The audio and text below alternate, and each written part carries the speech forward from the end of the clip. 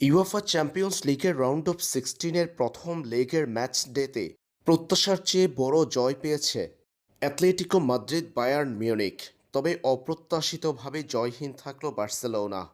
এদিন পরাজিত হয়েছে লিভারপুল। নিউক্যাসল ইউনাইটেডের বিপক্ষে হারের সংখ্যায় পড়েছিল কাতালান দলটি। ম্যাচের প্রথমার্ধের খেলা গোলশূন্য ড্র হওয়ার পর দ্বিতীয়ার্ধে ৮৬তম মিনিটে বার্নেসের গোলে এগিয়ে যায় নিউক্যাসল ইউনাইটেড।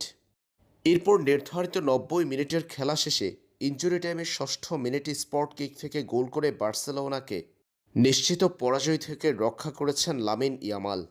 ইয়ামালের পেনাল্টি গোলে ১-১ গোলে ড্র নিয়ে মাঠ ছাড়ে বার্সেলোনা। নিউক্যাসল ইউনাইটেডের মাঠে ড্র নিয়ে মাঠ ছাড়ে কাতালান জায়ান্টরা। এদিকে রাউন্ড অফ 16-এর প্রথম ম্যাচে গালাতাসারাইয়ের বিপক্ষে পরাজিত হয়েছে লিভারপুল। হ্যান্ডবলের ফাঁদে পড়ে গোল বাতিল হওয়ার পর সেই ধাক্কা কাটিয়ে উঠতে পারেনি তারা। শেষ পর্যন্ত লিভারপুলের হার ১-০ গোলের ব্যবধানে। এদিন প্রত্যাশার চেয়ে বড় জয় পেয়েছে অ্যাটলেটিকো মাদ্রিদ। ৭ গোলের রুদ্ধশ্বাস এক ম্যাচে ইংলিশ জায়ান্ট টটেনহামকে ঘরের মাঠে ৫-২ ব্যবধানে পরাজিত করেছে অ্যাটলেটিকো। অ্যাটলেটিকোর ৫-২ গোলের বিশাল জয়ে জালের দেখা পেয়েছেন আর্জেন্টাইন তারকা জুলিয়ান আলভারেজ। জোড়া গোল করেছেন তরুণ এই আর্জেন্টাইন। এছাড়া লরেন্ট, নরম্যান্ড ও গ্রিজম্যান পেয়েছেন গোলের দেখা।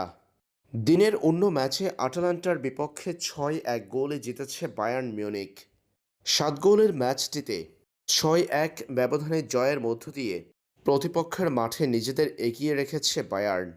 বায়ার্নের হয়ে একটা করে গোলের দেখা পেয়েছেন স্টানিসিক, গ্যানাব্রি, জ্যাকসন ও জামাল মুসিয়ালা।